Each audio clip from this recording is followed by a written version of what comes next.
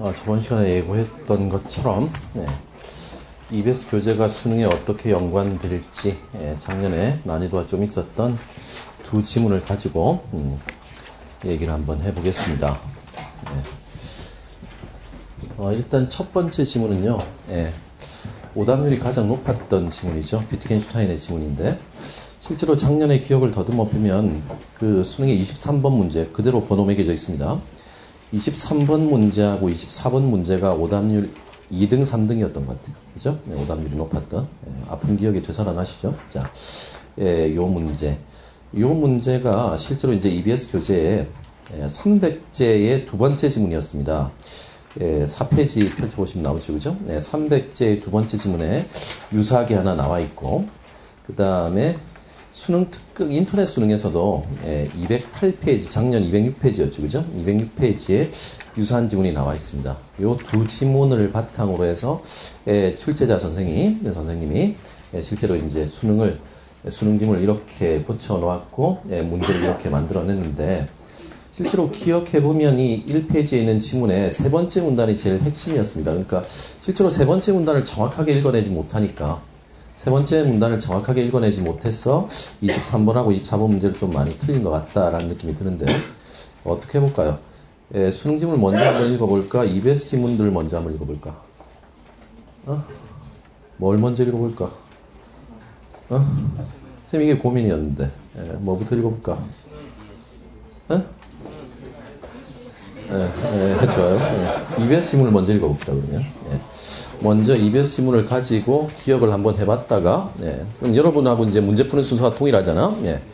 작년처럼 이제 EBS 교재를 보고 수능을 봤을 때 어떻게 바뀌었고 어떤 효과들이 있었는지 한번 따져봅시다. 일단 오늘 첫 번째 시간에 할 요 세 지문은 말이야, 실제로는 EBS하고 많이 반영되어 있는 경우입니다. 실제로. 그죠? 두 번째는 이제, 두 번째 지문은 EBS 교재에서 주로 중심 화제들만 좀 딴, 그런 반영인데, 반영 연계라는 것도 이제 정도의 차이가 좀 있다는 거죠. 자, 일단 4페이지 지문을 봅시다. 300제 지문인데요. 자, 비인학파의 학자들은, 집중해서 봅시다. 비인학파의 학자들은, 이거, 그냥 덜렁 보면, 그냥 비슷하네. 아니면 뭐 좀 다르네. 이 정도밖에 안 나와요. 알겠어요? 정확하게 보셔야 돼요. 비인학파의 학자들은 추상적이고 모호한 언어로 넘쳐나던 20세기 전반의 학문을 철학의 명료함으로 다듬으려고 했다. 됐습니까? 비인학파의 학자들은 좀 명료한 철학을 요구했다, 이 말이야. 너무 추상적이었으니까.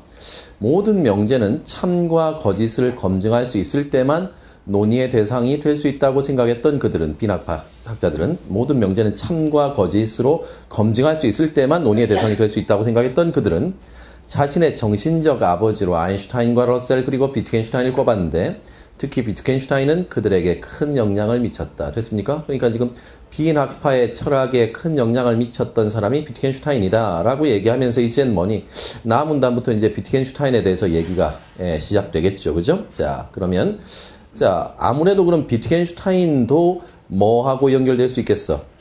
명제의 그런 명확성, 맞죠? 철학의 명료성, 이런 것들이 이제 시도했던 사람이다 라고 생각할 수 있겠네. 자, 남문단 갑시다. 제1차 세계대전에 참전했다가 이탈리아 전선에서 포로가 된 비트겐슈타인은 전쟁터에서 보낸 5년간의 철학적 작업들을 정리하여 1918년 책을 한 권 쓴다 그랬는데, 이런 문장들이 실제로는 이 지문에서는 이렇게 나와 있지만 수능에서 이 문장들을 굳이 쓸 이유가 없겠지. 무슨 말인지 알겠어요? 나중에 보시면 수능 지문에는 이런 문장들은 반영되어 있지 않아요. 맞죠? 그러니까 문장을 반영할 때도, 연계할 때도 핵심적인 것과 좀 벗어나 있으면 다 솎아낸다고 생각하시면 돼요. 맞죠? 자, 어쨌든 이것이 그 유명한 논리 철학 논고이다. 비트겐슈타인이 쓴 책, 논리 철학 논고이다. 이 책은 광범위한 주제를 압축적으로 다루고 있지만, 이것도 그럼 필요 없지. 그죠? 광범위한 주제를 압축적으로 다루고 있다는 문장도 실제로는 포인트는 아니니까 이런 문장은 다 솎아낸다 이 말이에요. 그죠? 자, 주된 관심은 당시 철학의 중요 주제였던 언어이다. 논리 철학 논고는 언어를 중심으로 했다. 그는 이 책에서 그림 이론이라는 주장을 내세운다. 그러니까 이제 비트겐슈타인의 그림 이론이야. 언어와 관련되겠지. 그에게 영감을 주었던 것은 파리에서 일어난 교통사고에 관한 재판에서 모형차와 인형을 동원해 사건 현장을 설명했다는 기사였다. 그런데 그 모형들을 가지고 사건을 설명할 수 있는 이유는 무엇일까? 그것은 각각 모형들이 실제의 차와 사람 등에 대응하기 때문이다. 여기에 이제 아이디어를 얻었다 이 말이야. 그래서 나온 것이 뭐란 얘기야? 그림 이론이란 얘기입니다. 자, 다음 문단 갑시다. 그는 우리가 사용하는 언어도 이와 같다고 보았다. 어떻게 같는데? 언어가 의미를 지닌 이유는 쓰이는 말들이 실제 사태들을 지칭하고 있기 때문이라는 것이다. 자, 다시요. 언어가 의미를 지닌 이유는 쓰이는 말들이 실제 사태들을 지칭하고 있기 때문이다. 됐습니까? 언어는 그러니까 뭘 지칭한다는 얘기야? 자, 실제 사태들을 지칭한다고요? 네, 사태라고 표현했습니다.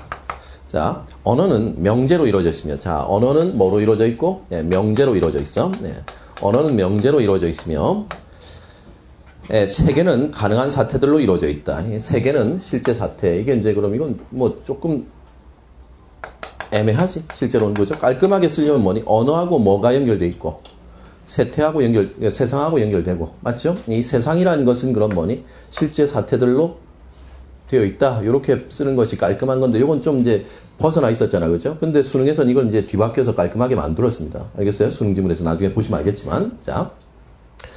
어쨌든 뭐 다음 문단 이해는 되겠죠. 언어하고 그럼 뭐하고는 매치가 된다는 얘기야. 세계하고 매치가 된단 말이야. 그리고 언어는 뭐로 이루어져 있고, 명제로 이루어져 있고, 세상은 그럼 세계는 뭐로 이루어져 있다? 실제 사태로 이루어져 있다. 이 얘기죠. 자, 계속 읽어봅시다. 그리고 명제들과 사태들은 각각 대응하고 있으며 똑같은 논리 구조로 되어 있다. 대응하고 있고, 이 두 가지가 그럼 뭐니? 예, 이렇게 어쨌든 이런 방향으로 대응하고 있으며 똑같이 그 다음 뭐 하고 있다? 예, 똑같은 논리 구조로 되어 있단 말이야. 즉 언어는 세계를 그림처럼 그려주고 있기 때문에 의미를 가진다. 그럼 다음 문단은 뭐니? 언어가 왜 의미가 있느냐? 세계를 그대로 그림처럼 표현하기 때문이다. 맞죠? 마치 나 문단에 뭐지? 모형이 실제 차와 사람에 대응하는 것처럼 라고 얘기했습니다. 자, 라 문단 가시죠. 이러한 식으로 언어를 보았더니 비트겐슈타인의 생각에는 지금까지 철학자들이 해왔던 신이나 자아나 도덕의 근거 등과 같은 것들에 대한 논의가 사실상 뜻없는 말들에 불과했다. 왜? 생각해보세요. 왜 뜻없는 말들에 불과하겠어? 세계에 대응하는 존재가 아니잖아, 지금. 신이나, 그 다음에 자아나 도덕의 근거라는 것이 구체적인 세계가 아니라고요. 그러니까 이런 언어, 신, 자, 도덕의 근거라는 것은 뭐가 없는 언어라고 할 수 있어, 그러면?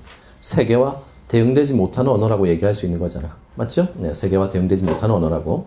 이런 논의들은 되지도 않은 말을 끊임없이 내뱉고 있는 것에 불과한데, 진정한 언어란 과학처럼 실제 세계를 설명해 주는 것이 한다. 그런데 실제로는 뭐니? 신이나 자아나 도덕의 근거란 단어들은 실제로 세계와 대응되지 않는 언어이다 이 말이야. 그러니까 이거는 비트겐슈타인의 입장에서는 의미 없는 언어이고 그림이 될 수 없는 언어이다 이 말이겠죠. 자, 그렇다고 하더라도, 자, 마문단, 그렇다고 하더라도 그가 보기에 신이나 자아나 도덕 등의 문제가 결코 무의미한 것은 아니었다. 자, 비트겐슈타인은 그렇다고 하더라도 언어로는 대응되는 세계는 아니지만 실제로 무의미한 것은 아니었다고 얘기했어요. 자, 오히려 이런 문제들은 우리의 삶에서 가장 중요한 것이지만 우리의 언어가 실상을 그리는 그림이란 이것들을 말로 표현하거나 설명할 수 있는 방법은 없다. 그러니까 중요한 건 사실이지만 말로 표현할 수는 없다 이 말이야. 맞죠? 자, 이런 문제들은 언어로 표현할 수 있는 것 너머에 있기 때문이다. 이것들은 삶을 통해 끊임없이 드러난 신비한 것들이지만 말로는 설명할 수 없는 것 아니냐. 그래서 비트겐슈타인은 말할 수 없는 것에 대해서는 침묵을 지켜야 한다라고 말했던 것이다. 이로써 비트겐슈타인은 철학자들이 고민했던 문제를 언어와 논리로 해결할 수 없는 논의 자체가 무의미한 것으로 정리해버렸다. 그러니까 그런 말, 그죠? 철학자들이란 모호한 언어들은 이제 뭐니? 이야기하지 마라. 이렇게 나왔단 말이야. 이런 비트겐슈타인의 철학적 작업은 오류나 왜곡 없이 세상을 완벽하게 그릴 수 있는 언어를 지향했던 빈학파의 사상적 근거가 되었다. 됐습니까? 예. 아직 수능 지문을 안 읽었지만 내용상으로 꽤 뭐한 거예요. 유사한 지문입니다. 맞죠? 네, 거의 유사해요. 문제도 한번 보세요. 1번 문제 보세요. 보기 중 기억의 관점에서 볼 때 논의의 대상이 될 수 없는 명제를 모두 고른 것은? 이라고 했어요. 자, 기억의 관점이 뭐지? 예, 그림 이론인가? 빈학파의 학자들이네. 맞죠? 빈학파의 학자들의 입장에서는 그럼 뭐니? 명료한 언어. 맞죠? 신이나 자아나 도덕의 근거 이런 게 아니라 세계에 드러나 있는 그런 뭐니? 세계와 대응되는 언어가 의미 있는 언어다라고 얘기할 수 있겠지. 과학적으로 증명할 수 있는 그런 바. 기억은 뭐니? 물은 섭씨 90도씨에서 끓는다는 건 어때? 이건 그러면 충분히 빈합파가 다룰 수 있는 명제라고 할 수 있겠죠? 자, 니은에 곰팡이는 돌덩어리 일종이다. 이것도 그럼 뭐니? 참 거짓을 분명하게 구별할 수 있는 명제 아니냐 이 말이야. 인간은 모름지기 정직해야 된다는 건 어떠니? 이건 대단히 모호하고 추상적인 거야. 정직이라는 단어가 뭔지도. 그죠? 피카소는 그거보다 뛰어나다는 가치 판단 자체가 모호하지 않니? 그죠? 그 다음에 역사는 절대정신의 자기주는 무슨 얘기야? 이건 이해도 어려워. 맞죠? 네, 그러니까 결국은 뭐니? 기역, 니은이 논의의 대상이 될 수 없는 명제들이니까 답은 그럼 뭐겠어요? 네, 디귿 리을밈이라고 얘기할 수 있겠죠? 자, 왜 1번 문제를 푸는지는 생각해 봅시다. 왜냐하면 이게 수능 문제가 거의 똑같이 나왔거든요. 이게. 그죠? 자, 그 다음 페이지 넘어갑시다. 자, 2번 문제 보세요. 2번 문제. 윗글의 내용을 참고할 때 보기에 밑줄 친 부분에 해당하는 내용으로 가장 적절한 거 그랬는데 콩트의 생각을 계승한 실증주의자들은 엄밀하게 증명할 수 있는 자연과학적 방법만이 참된 지식을 보장한다고 보았기 때문에 실증주의자들은 만물의 추상적 본질에만 주의를 기울이는 형이상학은 철저하게 무시하고 배회했다. 당연한 얘기 아니겠어요? 네. 처음에 이들은 논리 철학 농구에 담긴 비트겐슈타인의 관점이 자신들과 같다고 생각하고 그를 지지했을 거야. 제일 처음에는. 그렇지만 서로의 생각이 지닌 근본적인 차이를 확인하고는 크게 실망했다고 했어요. 그럼 이건 뭘 물어보는 거야? 논리 실증주의자들, 그러니까 실증주의자들의 생각과 비트겐슈타인의 생각은 분명히 뭐가 있다는 거니? 차이가 있다는 거지. 그 차이점을 정확하게 지문에서 인식할 수 있느냐? 보기에서 실증주의자들은 뭐라고 했어? 자연과학적 방법만이 참된 가치고 형이사학은 철저하게 무시하고 배격했다고 얘기했어요. 근데 지문에 단서가 될 수 있는 문단이 뭐가 있어요? 마문단이 있죠. 마문단을 보시면 그렇다고 하더라도 비트겐슈타인이 보기에는 신자, 도덕 등의 문제가 결코 무의미한 것은 아니었다고 했는데 실증주의자들은 뭐 했으니까? 그걸 비판하고 배격했으니까 그게 근본적인 차이라고 얘기할 수 있겠지. 주관식으로 풀 수 있는 문제야. 맞죠? 네. 그렇게 따지면 몇 번이 답이라고 할 수 있어요?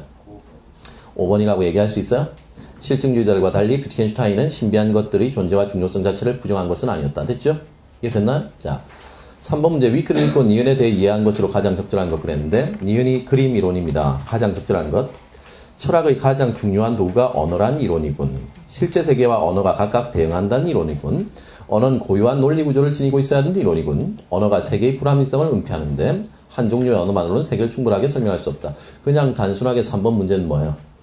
그림 이론이 정확하게 어떤 내용이냐라는 걸 묻는 문제에 불과합니다. 맞죠? 어렵지 않죠? 몇 번이 답이에요? 봐라 이거. 몇 번이 답이야? 2번이 답이지? 이해됐어요? 4번 문제 이런 문제 신경 쓰지 마세요. 알겠어요? 예. 이렇게 반영되는 경우는 거의 없으니까. 이건 반영돼도 여러분 기억도 못해요. 맞잖아요. 예. 근데 인터넷 비문이나 수능 EBS 교재에는 꼭 뭐니 지문에 한 문제 정도는 이렇게 뭐니 단어의 의미 파악하는 문제가 있는데 이건 왜 나오겠어? 낼 게 없으니까 내는 거야. 알겠어요? 예. 그러니까 이제 어휘 문제 정도는 하나씩 끼어 있긴 한데 여기까지 신경 쓸 일은 없겠지. 무슨 말인지 알겠어요? 자, 그 다음 보세요. 자, 이게 가장 그럼 뭐니 수능하고 가장 유사한 지문이었어요. 맞죠? 그리고 인터넷 수능 비문학에도 비트겐슈타인을 다룬 내용이 나왔어요. 그죠? 네. 그러니까 비트겐슈타인 지문을 찾아내면서 다 봤을 거 아니야, 출제자들이. 그죠? 비문학 지문. 그러니까 예를 들어 이런 거 아니겠어? 내가 평가원에 그죠? 출제자로 누군가가 들어갔어. 뭐를 내는 사람으로? 인문제재를 출제하는 사람으로. 그럼 이제 평가원에서 일하는 사람들이 일단 이 사람한테 뭘 주겠어? EBS 교재에 있는 모든 인문제재들을 이 사람한테 툭 던진다고. 그지? 그럼 생각해봐. 그 제재들을 쭉 다 읽어는 볼 거 아니야. 그지? 아니면 이미 뭐니 들어가기 전에 뭐 하는 거야? 이미 받아서 읽고 있다고. 그리고 들어가기 전에 이미 다 뭐니 지문이나 문제들을 구상해 놓고 들어갈 수 있겠죠. 그래서 어차피 한 달이야. 맞지? 6월달, 9월달 평가원은 15일이거든요. 평가는 출제하는 기간이 15일인데 실제로는 뭐니 한 7, 8일 정도에 끝내야 돼. 그래야 이제 뒤에 뭐니 퇴고보고 뭐 이런 일을 하잖아. 그죠? 네. 근데 이제 수능도 한 달이면 부족해, 실제로는. 그렇지 않겠어요? 네. 그러니까 어찌 보면 이런 이유도 있겠지. 6월달, 9월달 평가원은 EBS 교재가 거의 유사하게 반영되는 반면에 수능에서는 뭐니 꽤 뭐 한다고. 다 다른 방향으로 반영이 되는 이유도 시간적인 차이도 있을 뿐더러 실제로 6월달, 9월달은 유사하게 반영해 줘야만 뭐 할 수 있어요. 학생들이 EBS를 공부할 거 아니야. 사교육을 안 할 거 아니야. 무슨 말인지 알겠어요? 그런 측면도 있다고요. 알겠어요? 예. 그러니까 글쎄 6월달, 9월달 평가원이 어떻게 나올지 모르겠지만 그죠? 선생님 생각에는 제대로 반영해서 그죠? 작년 수능처럼 이 정도로 내주면 좋을 것 같은데 그죠? 6월달, 9월달 평가원도 작년처럼 그냥 뭐니 EBS 지문 그냥 그대로 오려붙이는 수준의 문제도 충분히 출제될 수 있을 것 같다는 생각은 듭니다. 그렇지만 거기에 속아넣고 하면 절대로 안 되겠지. 당해봤잖아 작년에. 맞잖아. 그건 아니라고. 자 봅시다. 그럼 이 지문도 한번 읽어보시죠. 자 8페이지입니다. 네. 비트겐슈타인은 우리가 언어를 사용하여 세상에 대해 이야기하는 것에 주목하였다. 우리가 언어를 사용하여 세상에 대해 이야기한다면 언어와 세계는 어떤 관계일까? 자, 언어와 세계에 대한 관계야. 언어가 나와 세계를 연결시켜주는 기능을 하긴 하지만 그렇다고 언어와 세계가 같은 것은 아니야. 당연하지. 언어가 세계, 분필이란 언어 자체가 진짜 분필은 아니잖아. 맞죠? 같은 것은 아니란 말이야. 비트겐슈타인은 언어와 세계는 서로 대응하는 구조를 가지고 있고 하나의 논리적 메커니즘이 대응하는 두 구조에 공통적으로 적용되기 때문에 하나가 다른 하나의 거울이 될 수 있다고 보았다. 언어와 세계를 구성하는 각각의 구성원들만 놓고 보면 서로 이질적인 것처럼 보이지만 언어와 세계를 매개하는 구조적 동일성인 논리를 통하여 언어가 세계를 비춘다고 말할 수 있는 것이다. 결국 뭐를 다르게 좀 풀어 설명한 거야. 그림 이론을 조금 더 다르게 풀어 쓴 것 뿐이지. 네, 그림이란 단어는 쓰지 않고 거울 뭐 이런 표현을 썼어요. 그죠? 자, 남은 단 갑시다. 비트겐슈타인은 언어와 세계의 구성원을 각각 명제와 사실이란 말로 표현했다. 명제들이 모여서 언어를 이루고 사실들이 모여서 세계를 이룬다는 것이다. 그는 언어는 세계를 비추는 거울과 같다고 생각했지만 명제와 사실과의 관계에 대해서 말할 때는 그림의 비유를 사용했다. 명제는 사실의 그림이라는 것이다. 똑같죠? 그러죠? 네. 자, 다해. 가끔 우리는 텔레비전에서 농구와 같은 스포츠 중계 방송을 통해 작전 타임에서 코치가 선수를 모아놓고 조그만 말판을 들고 전술 지시하는 걸 볼 수 있다. 우리 많이 봤어요. 그죠? 말판과 농구 코트는 서로 다른 것이지만 모종의 논리를 공유하고 있다. 생김새 유사성과 방향적 위치 관계를 통해 우리는 말판이 농구 코트를 단순한 모양이라는 사실을 쉽게 알 수 있으며 색의 차이와 수적 동일성에 의해 말판 위의 말들이 코트 위에 선수들을 재현하고 있음을 알 수 있다. 그냥 하나의 사례일 뿐입니다.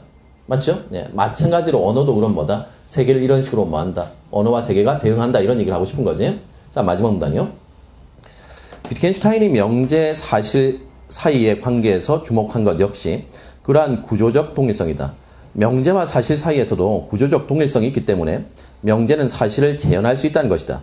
그리고 이러한 구조적 특성을 그림 형식 또는 논리적 형식이라는 용어를 사용하여 표현했다.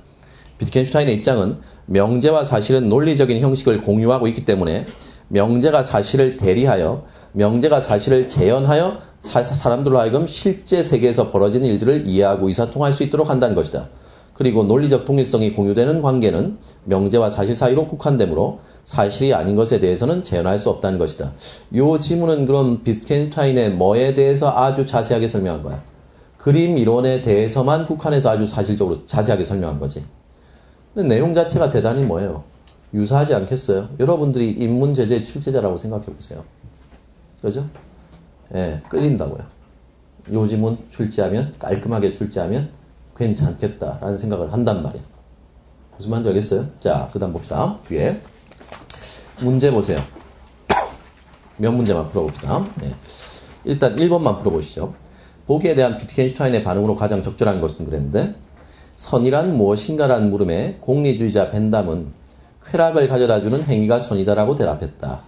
게다가 그는 더 많은 사람들이 보다 많은 쾌락을 누리는 것이 가장 좋다는 최대다수의 최대 행복을 주장했다.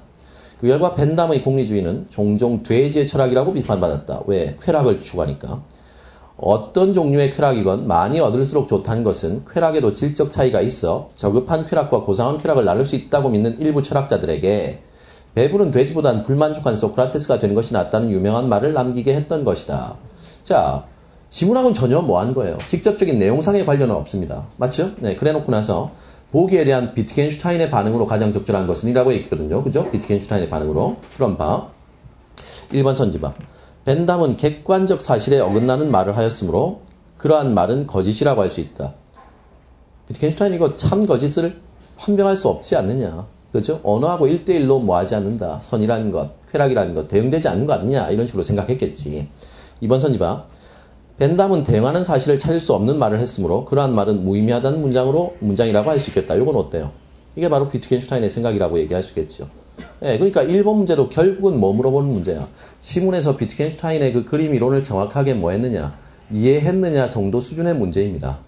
이해됐어요? 자, 요런 EBS 지문과 문제들이 이제 수능으로 가서 어떻게 변화되고 문제가 어떻게 되었는지를 한번 보시죠.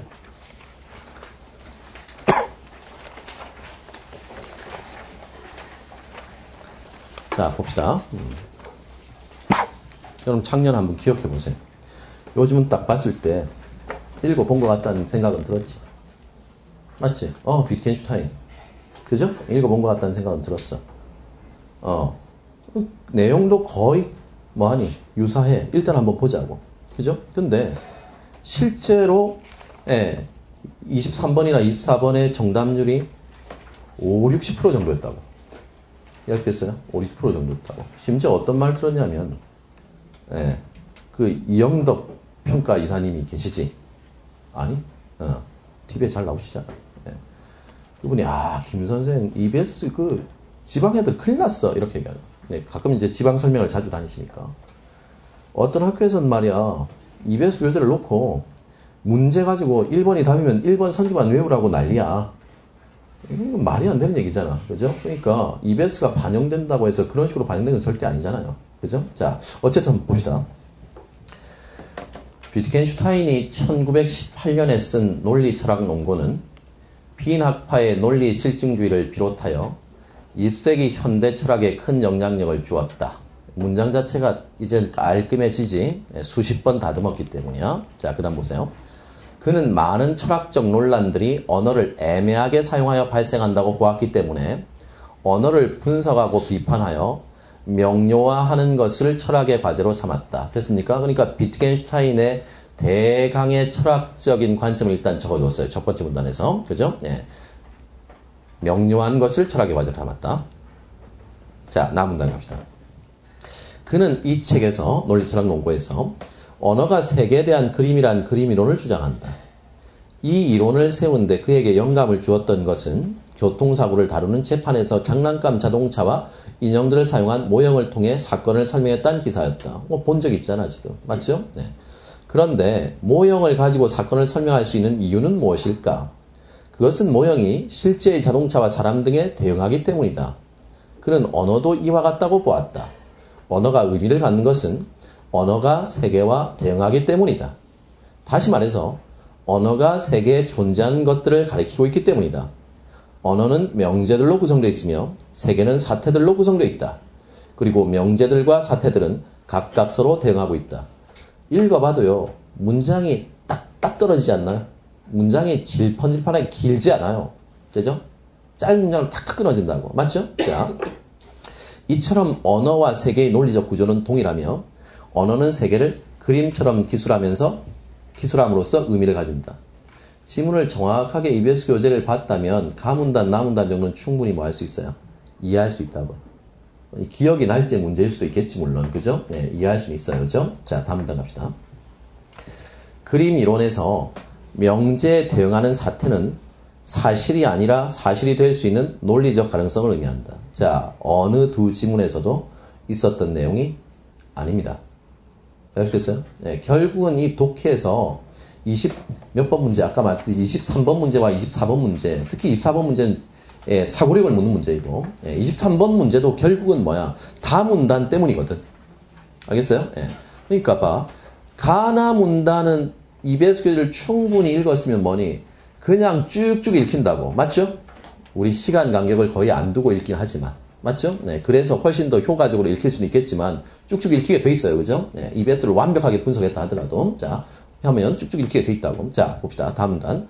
그림 이론에서 명제에 대응하는 사태는 사실이 아니라 사실이 될 수 있는 논리적 가능성을 의미한다. 그러니까 여기부터 이제 학생들이 뭐 하기 시작하는 거야? 말리기 시작하는 거야. 알겠어요? 작년에 기억해 보세요. 결국은 다음 문단에서 막히는 거야, 이게. 맞잖아. 다시 읽어봅시다. 그림 이론에서 명제에 대응하는 사태는, 자, 명제에 대응하는 명제에 대응하는 사태는 뭐라고? 사실이 아니라 사실이 될 수 있는 논리적 가능성이다. 이 사태는 말이야, 사실 그 자체가 아니라고. 그럼 뭐냐고? 사실이 될 수 있는 가능성이라고. 이 말이 무슨 말인지는 EBS 교재 읽어서는 해결되는 문제가 아니야. 그렇지 않나? 좀 더 읽어보자. 자, 따라서 언어를 구성하는 명제는 세상과 대응되는 뭐라고 했으니까 그림과 똑같다고 했으니까 언어는 그지? 네. 사실적인 그림이 아니라 논리적 그림이라고 했어요. 그죠? 네. 명제들은 논리적 그림이라고 했어요. 자, 봐. 그럼 봐. 여기에서 논리적 그림이라고 했다고. 그럼 논리적이란 말이 함축하고 있는 구절은 뭐니? 뭐하고 연결되는 거야? 사실이 될 수 있는 가능성하고 연결되는 단어가 논리적이라는 뜻이지. 이게 됐어요? 자, 계속 읽어봅시다. 사태가 실제로 일어나 사실이 되면 그것을 기술한 명제는 참이 되지만. 됐어요? 그러니까 여기에서 가능성이라고, 이건 사실 그 자체는 아니야. 근데 만약에 이것이 뭐가 되면, 이 사태가 실제로 일어나서 사실이 되면 이 명제는 그럼 뭐가 되고? 참이 되고. 이해하셨겠어요? 자, 그 다음에 사태가 실제로 일어나지 않다면 그 명제는 거시된다. 사태가 실제로 일어나지 사실이 아니라면, 사실이 일어나지 않는다면 이 명제는 뭐가 된다고? 거짓이 된단 말이야. 어디에도 없던 내용이야. 맞죠? 자, 그 다음 봅시다. 어떤 명제가 의미 있는 명제가 되기 위해서, 의미 있는 명제라는 구절도 없어. 금방 없었어. 그죠? 네. 어떤 명제가 의미 있는 명제가 되기 위해서는 그 명제가 실제하는 대상이나 사태에 대해 언급해야 되며, 그것에 대해서 그죠? 네. 언급해야 되며, 그것에 대해서는 참거짓을 따질 수 있다. 됐습니까? 그럼 명제가 의미 있게 되기 위해서는 뭐 해야 된다고? 실제하는 사실이나 사태에 대해서 언급해야 된다고. 알겠어요? 네. 자, 만약에 어떤 명제가 실제하는 대상이나 사태가 아닌 것에 대해 언급하면 그것은 의미 없는 명제가 되며, 그것에 대해서 참거짓을 따질 수 없어. 그러니까 의미 없는 명제는 쉽게 말하면 뭐니? 참거짓을 따질 수 없는 명제야. 의미 있는 명제는 그럼 뭐니? 참거짓을 실제하기 때문에 실제에서 참거짓을 따질 수 있는 명제를 그럼 뭐라고 한다고? 의미 있는 명제라고 하지 않느냐 이 말이야. 이해 됐어요? 자, 따라서 경험적 세계에 대해 언급하는 명제만이 의미 있는 것이 된다. 밑줄 꼽읍시다. 쌤 같은 여기에 문제 냈을 거예요. 따라서 경험적 세계에 대해 언급하는 명제만 의미 있는 것이 된다. 이 말은 그럼 뭐가 전제되어 있는 거니? 경험적 세계에 있는 일들만이 뭐를 가려낼 수 있다는 거야? 참거짓을 가려낼 수 있는 것이다. 맞죠? 예, 이런 것들이 전제될 수 있죠. 이해됐어요? 자, 보세요. 다음 문단이, 그죠? EBS만 본다고 해서 되는 건 솔직히 아니죠. 도움은 줄 수 있습니다만. 맞죠? 그러니까 EBS만 본다고 해서 뭔가 모든 게 다 된다고 생각하지는 말라 이 말이야. 알겠어요? 실제로 작년에 보여주는 거잖아. 자, 마지막 문단 봅시다. 이러한 관점에서 비트겐슈타인은 기존의 철학자들이 다루었던 신, 영혼, 형이사학적 주제, 윤리적 가치 등과 관련된 논의가 의미 없는 말들에 불과하다고 보았다. 왜? 실제하는 대상이 아니니까. 맞죠? 자, 참거짓을 구별할 수 없으니까. 왜냐하면 그 말들이 가리키는 대상이 세계 속에 존재하지 않는, 즉 경험 가능하지 않는 대상이기 때문이다. 이와 같은 형이사학적 문제와 관련된 명제나 질문들은 의미가 없는 말이다. 그러한 문제는 우리의 삶을 통해 끊임없이 드러난 신비한 것들이지만 이에 대해서 말로 답변하거나 설명할 수는 없는 것이다. 따라서 그래서 비트겐슈타인은 말할 수 없는 것에 대해서는 침묵해야 한다라고 말했다. 됐습니까? 자, 지문에서 얘기하는 건 딱 한 가지입니다. 맞죠? 한 가지밖에 없어요. 자, 그러니까 다른 지문들을 비교해 보세요. 자, 예를 들어 4페이지의 지문에서는 말이야. 아마도 이 4페이지의 지문이 그럼 그죠? 수능 지문의 모태가 됐겠지.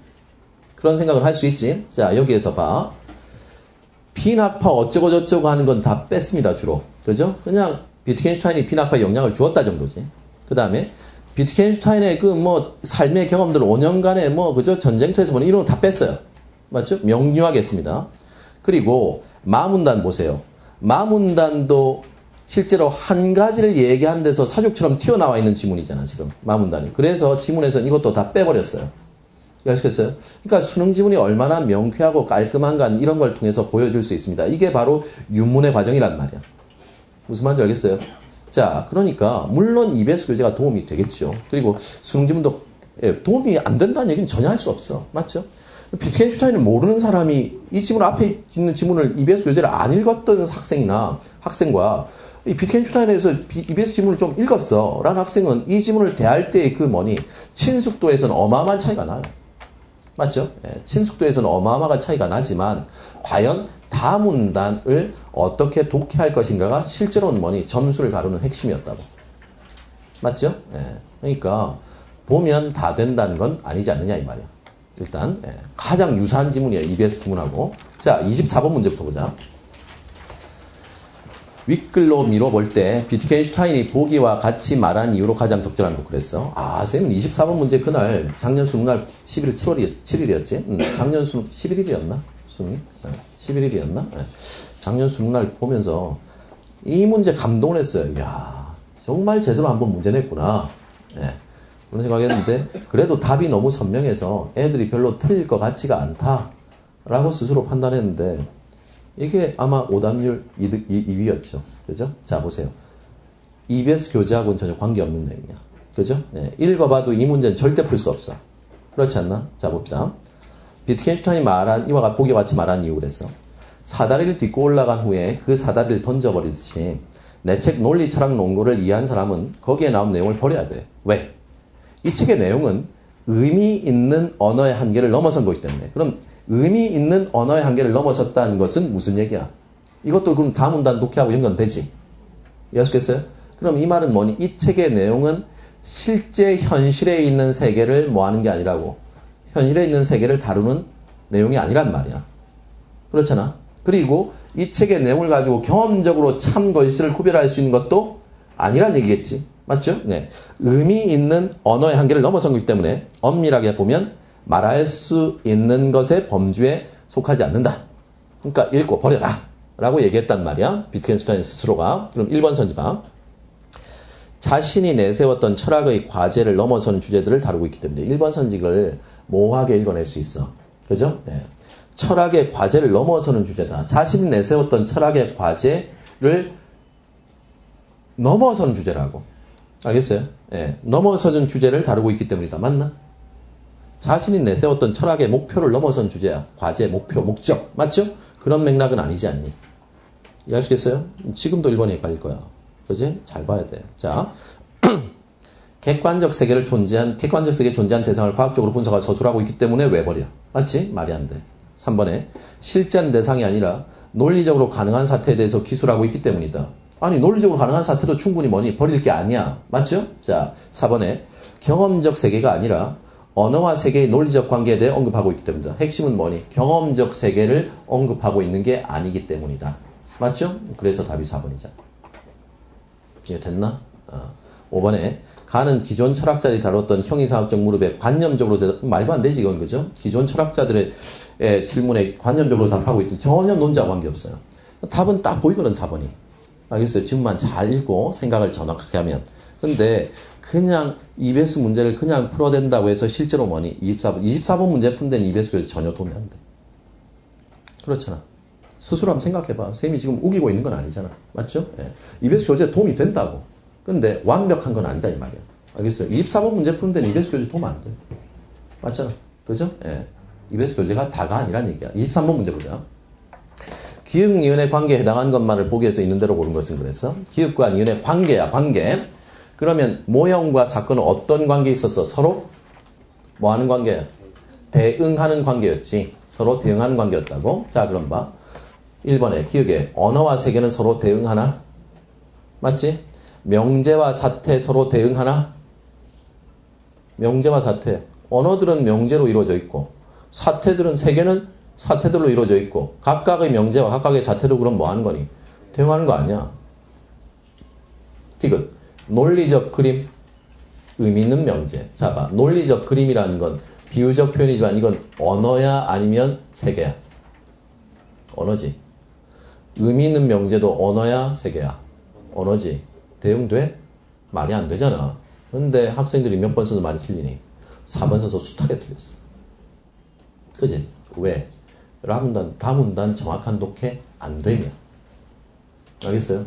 그러니까 다문단 정확한 독해 안 되므로 거기에다가 디귿을 끼워 넣는다고. 이게 오답률 3이야. 쌤 보고 놀랐어. 이 문제가 오답률 3이라니. 그죠? 자, 리을에 형이상학적 주제, 경험적 세계. 말이 돼? 말이 안 되지. 그죠? 그래서 답이 몇 번이었어? 4번이 아니라 1번이었다고. 됐어요? 예. 지금 보니까 좀 어떠니? 작년에 이 문제 틀린 학생 있지? 없니? 지금 보니까 어떠니? 좀 어처구니 없지 않니? 그때는 또 다르다고. 맞죠? 예. 그게 몇 개월간의 독해력의 차이일 수도 있어. 생각을 잘 해보면. 알겠어요? 자, 봐. 22번은 똑같이 냈어, 거의. 맞죠? 네. 윗글에 의미 있는 명제, 의미 없는 명제 해당하는 답 몇 번이야? 5번이지. 1번 곰팡이는 돌멩이 일종이다. 생물의 일종을 바꿨어. 2번 물은 1기압에서 90도에 끓는다. 비슷한 질문, 똑같은 질문이지 거의. 근데 잘 생각해봐. 똑같이 냈다고 했지만 22번 오답률은 10%도 안 돼. 맞잖아. 22번 문제 90% 이상의 학생 다 맞춰. 이거 그러니까 뭐니? 변별력하고 관계없는 문제야. 이런 것들은 유사하겠네. 그렇잖아. 그죠? 네, 1번 문제 봐. 21번 문제. 비트겐슈타인의 이론에 대한 이해로 적절하지 않은 것은 언어의 문제를 철학의 중요한 과제로 보았다. 됐어? 그림 이론으로 논리 실증주의에 큰 영향을 주었다. 됐지? 사태와 사실의 개념을 구별하였다. 어떠니? 사태란 것이 뭐는 아니다. 사실이 아니다. 신문에 적어놨잖아. 사태는 사실이 아니다. 맞죠? 자, 그 다음에 경험적 대상을 언급하는 명제는 참이라고 보았어. 경험적 대상을 언급하는 명제는 무슨 명제라고 보았어? 고쳐봐. 이걸 돌아가면 안 되지 지금. 그래, 이게 문제야. 이걸 왜 지금 돌아가고 있냐고. 그럼 여전히 똑같은 거야. 알겠어요? 네. 경험적인 사태를 언급하는 명제는 뭐라고 해야 돼? 의미 있는 명제라고 해야 돼. 맞지? 지금 이게 돌아가고 있다는 건 아직도 내 독해력이 그죠? 별로 그렇게 향상되지 않았다는 뜻이야. 무슨 말인지 알겠어요? 그죠? 이거 돌아가면 안 된다고. 그죠? 자, 잘 생각해봐. 쌤도 딴반 수업하고 막 이러는데 고3 애들 가르칠 때 이렇다고. 실제로 제일 처음에 12월 말에 이렇게 이제 개강을 하고 이러면 1월 달쯤 되면 선생님이 이제 한 3, 4주 동안 이런 얘기를 해. 야, 내용일치 문제에서 절대로 돌아가면 안 돼. 내용일치 문제는 10초 안에 푸는 거야. 이 문제 5초 안에 풀 수 있지 이러면 애들이 비웃어요. 그게 어떻게 가능해? 라고 한다고. 근데 요즘에 고3에 가르치면 야 5초 됐지. 그럼 다 수긍해. 알겠어요? 안 돌아간다고 이제. 알겠어요? 그런 게 독해력이야. 집중해서 지금 보면 1번 따위 걸 돌아가는 건 아니야. 근데 너희들이 과연 그때 기억이 날지 모르겠지만 수능장에서 21번 문제를 돌아갔느냐 그렇지 않느냐를 스스로 생각해봐. 만약에 돌아갔다면 그죠? 예. 이건 다시 하는 게 맞는 거야. 이해하시겠어요? 예. 그러니까 돌려 말하면 올해 수능에서 이따위 것에 대해서 뭐 하면 안 된다고. 돌아가면 안 된다고. 이해하시겠어요? 예. 이따위 것 돌아가면 뭐 어떡하니 이거. 맞잖아. 머릿속에 강렬히 튀어올라야지. 그게 집중력이야. 오케이? 집중력이라고. 집중력 없이는 언어 안 돼. 자, 봅시다. 5번에 형이사학적 문제를 다룬 기존 철학을 뭐 했다? 비판하였다. 21번 문제가 선생님 기억으로 오답률 11인가 그랬어요. 어처구니 없지. 그죠? 그러니까 아마도 이 세 문제가 오답률 뭐 2등, 3등, 11등이라는 것은 보통 애들이 뭐니? 비트겐슈타인 이렇게 나오는 거죠. 그죠? 예. 철학 이렇게 나오는 거지. 그죠? 예. 그것도 첫 지문에 말이야. 그죠? 예. 수능의 첫 지문. 이해 됐어요? 자, 첫 번째 지문에서 얘기하고 싶은 건 일단 이겁니다. 큰 도움 된다. 부정할 수 없어요. 알겠어요? 예. 큰 도움 돼요. 그래서 EBS 교재 풀어야지. 안 풀고, 올해 안 풀고 시험 칠 거야? 풀어야지.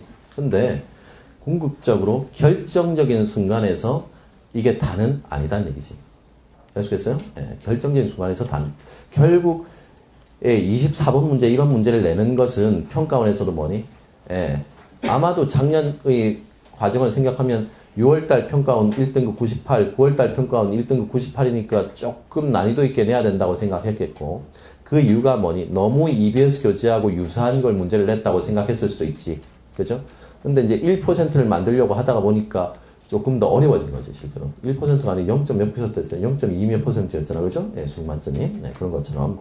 실제로 그런 뭐니? EBS만 가지고는 아니고, EBS를 보더라도 절대로 뭐 한 식으로 보진 말란 얘기야. 기억하겠다는 식으로는 보지 말란 얘기야.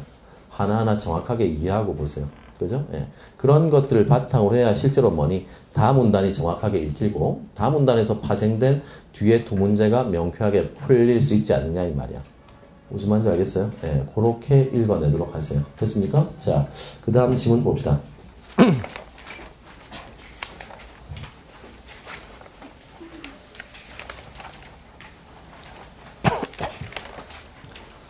자, 그 다음 지문은 11페이지 지문입니다.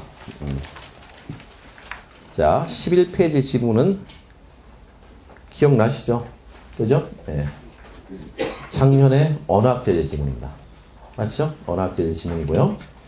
뒤에 있는 것들은 그와 유사한 EBS 교재에 있는 것들입니다.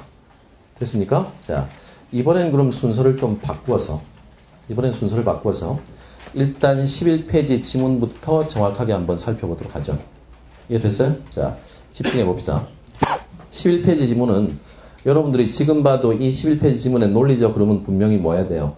쫙 한 큐에 뚫려야 됩니다. 내가 예전하고 그죠? 작년 11월 달하고 지금하고 언어 영역이 얼마나 향상되는지 한번 비교해 보세요. 이거 한 큐에 뚫리는 지문입니다. 자, 보세요. 자, 가문단요. 집중해서 보자고. 조선시대의 역관들에게는 중국의 한자음을 정확하게 익히는 일이 중요했다. 됐습니까? 조선시대 역관들에게는 중국의 한자음을 정확하게 익히는 일이 중요했다. 왜? 중국에서는 한자의 발음사전인 운서에서 한자음을 초성과 중종성으로 이분하여 이를 두 개의 한자로 표시한 반절법을 사용했다. 됐습니까? 이해됐어요? 다시. 중국 한자는 한자음 발음기호칙인데 운서에서 말이야. 한자음을 초성과 중종성으로 이분하여. 됐어요? 초성이 있고 중종성이 있다고. 자, 요렇게. 그림 의미를 아시겠죠? 초성, 중성, 종성. 이해하시겠어요? 요렇게 이분해가지고, 네. 자, 두 개의 한자로 표시하는 반절법을 사용했다. 아래 그림에서처럼 한자 동의 발음을 중국의 운서에서는 반절법에 의해 덕의 초성 T. 됐습니까? 초성, 덕의 초성 T. 그러니까 왼쪽에 있는 것은 그럼 뭐니? 이 글자는 뭐를 읽으란 얘기야? 초성을 따라 이 말이지. 이해됐어요? 요 덕이란 글자의 초성이 동이란 글자의 초성과 동일하다는 표시죠. 자, 그 다음에 홍의 종성, 중종성 홍을 이용해 표시했다. 그럼 이제 퉁 이렇게 되겠죠. 퉁. 맞죠? 네, 이게 그럼 뭐니? 동의 한자 지금 발음 동력동의 발음이었다 이 말이지. 퉁 이렇게 된 거야. 자, 이때 덕과 홍 대신에 다른 한자들이 사용될 수도 있었겠지 당연히. 초성이 트로 시작된 것은 덕 자리에 다 들어갈 수 있는 거 아니에요. 그 중성과 종성이 홍으로 끝나는 건 다 그럼 여기에 들어갈 수 있는 거 아니겠어? 맞죠? 자, 동이 다른 한자의 발음 표시에 사용되기도 했겠다. 맞죠? 그럼 만약에 홍이라는 것이 동의 자리에 있으면 동과 홍의 위치 앞에 덕은 뺀다 하더라도 홍과 동의 위치는 그럼 뭐 할 수 있어? 바꿀 수도 있는 거 아니야? 이말. 중종성의 글자가 뭐하니까 발음이 같으니까.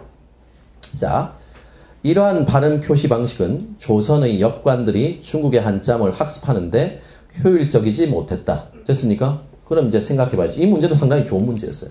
왜 효율적이? 이거 추론하기 문제거든. 지문에 있는 그대로 찾아내는 게 아닙니다. 맞죠? 지문의 내용을 바탕으로 해서 뭐 하는 거야? 이 이유를 뽑아내는 문제란 말이야. 맞죠? 네, 몇 번 문제가 그래요? 자, 41번 문제. 학생 많이 틀린 문제 중에 하나입니다. 오답률이 6등이었나? 예, 5등이었나? 이랬던 것 같은데. 자, 그럼 생각해보세요. 일단 문제 보기 전에 스스로 주관식으로 한번 생각해보세요. 왜 중국의 한자음을 학습하는데 효율적이지 못했을까요?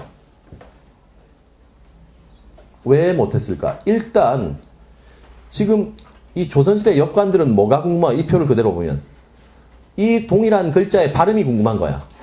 그죠? 중국 사람들이 이걸 진짜 어떻게 발음하는지가 궁금한 거야. 근데 그래서 발음 기호를 뭐로 적어놨어 지금? 한자로 적어놨어. 근데 이 한자 자체를 자기가 읽어내지 못한 한자라면 이거 발음 기호가 의미가 있어 없어? 없지 않느냐 이 말이야. 이해하시겠어요? 일단 요게 일감으로 떠오르는 생각입니다. 그렇죠? 자, 그래놓고 문제를 한번 보시죠. 자, 41번의 1번 선지 보세요. 반절 표시에 사용된 한자의 정확한 발음을 모르면 읽고자 하는 한자의 발음도 알 수 없었기 때문에. 됐습니까? 그래서 학생들이 1번만 있었어요. 문제 잘못 읽고. 그지? 1번이 정확한 선지야. 라고 하고 그냥 넘어가는 거야. 적절하지 않은 것은 또 보지 못하고. 무조건 1번이지. 그래. 김 선생이 주관식으로 풀라고 했어. 똑같네. 1번식으로 넘어간다고. 알겠어요? 예. 밑줄 봐라, 밑줄을. 자, 2번 선지 봐. 어떤 한자가 둘 이상의 발음을 가질 때는 그 발음을 표시할 수 없기 때문에. 어떤 한자가 둘 이상의 발음을 가질 때는 그 발음을 표시할 수 잘 봐. 자, 요 한자, 요런 한자가 말이야. 하나는 뭐니? 예를 들어서 동이라고 읽히고, 하나는 뭐니? 그러면 똥이라고 읽힌다고 해보자. 알겠어요? 그러면 요것도 그럼 뭐니? 반절법으로 표현할 수 있지. 요것도 그럼 뭐니? 반절법으로 또 다시 표현하면 되잖아. 불가능한 거야? 불가능한 거니? 아니잖아. 그러니까 답은 일단 몇 번이겠어? 2번이라고. 이해됐어요? 3번 선지 봅시다. 동일한 한자가 발음 표시의 대상이 되기도 하고 수단이 되기도 하였기 때문이야. 어때요? 그러니까 동일한 한자, 동이 뭐니? 발음 기호가 될 수도 있고 혹은 뭐니? 저게 모르는 한자가 될 수도 있으니까. 그죠? 1번하고 3번하고 연결되는 선지지 실제로. 4번 선지에 동일한 한자의 반절 표시에도 다양한 한자들이 사용될 수 있겠지. 어떤 책에서는 이 동을 뭐니? 그죠? 덕 플러스 쿵이라고 할 수도 있고 어떤 책은 뭐 다른 것 플러스 쿵이라고 할 수도 있고 맞죠? 네, 그러니까 혼란스러울 수도 있고 두 한자의 발음을 조합해야 전체 발음을 알 수 있기 때문이다. 맞죠? 네, 그래서 41번의 답은 몇 번인 거야? 2번인 거야. 이건 추론 문제야. 이해됐어요? 네, 추론 문제라고요. 오늘 고등학교 2학년 학생들이 시험을 봤습니다. 아시나요? 네, 7차 개정 교과서에 따른 수능 문제. 네, 선생님 오늘 파일이 이제 이미 나왔던데 듣기 빠집니다. 듣기 자신 없는 사람은 한 번 더 하세요. 자, 봅시다. 듣기 빠지고요. 오는 45문제입니다. 알겠어요? 선생님이 아직 자세히 읽지 못했는데 느낌이 미트, 리트 수준하고 거의, 그죠? 문제 유형하고 거의 유사해진 것 같습니다. 그러니까 문학 같은 경우는 가난하다 이렇게 안 나옵니다. 그냥 한 작품 놓고 문제 한두 문제 물어요. 그죠? 오늘은 강호사시상가, 그죠? 교과서에 나왔던 작품 있지. 뭐, 이어라, 뱉더라 이거죠? 그거 딱 내놓고, 두 문제 물었던 것 같은데, 그렇게 이제 딱딱 문학의 비중이, 뭐 연결시키고 이런 게 아니라 그냥 딱 한 작품 읽고 풀고, 한 작품 읽고 풀고, 이런 것이고, 비문학은, 여전히, 기존의 수능하고 거의 유사한 식으로, 그렇게 나온 것 같은데, 아마도 보면 추론 형식, 그 다음에 어법, 그죠? 언어학, 요런 제재들이 좀 강화된 것 같습니다. 교과서를 새롭게 많이 반영한 것 같은데요. 너희는 관심 안 가진 게 맞아. 올해 끝내. 자, 봅시다. 자. 그럼 남은 단을 보자고, 남은 단을. 남은 단을 보자고. 반면, 자, 그럼 가문단을 생각해봐. 가문단은 뭐 적어 놓은 거야? 가문단은 한자로 한자의 발음기호를 쓰면 대단히 뭐하다? 비효율적이다. 라고 얘기한 거라고요. 이해됐어요? 자, 반면 그랬어요. 반면의 세모 쳐봅시다. 자, 지금 가문단 뭐에 관한 얘기했다고요? 한자로서 발음기호 표시하는 건 어렵다고요.